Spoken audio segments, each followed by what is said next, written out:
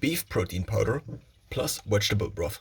I had the problem that whenever I made meat in a big pot in order to have it without additional fat cooked, I also add vegetables to this.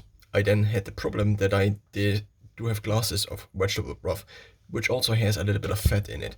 So if I just would drink it, it would just be too much fat for kind of a meal. Now, what I also have been experimenting with is beef protein powder.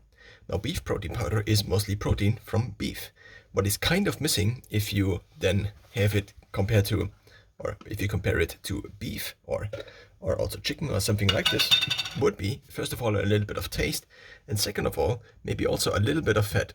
Not that much, but just a little bit. So what this then turns into is kind of a beef shake that is also tasting kind of like vegetables, but doesn't take me 40 minutes or something like this in order to just cook the meat in the pot. And then additionally, I have to clean the pot, I have to put the vegetable broth out here, I have to put the rest in glasses and then put it in the fridge.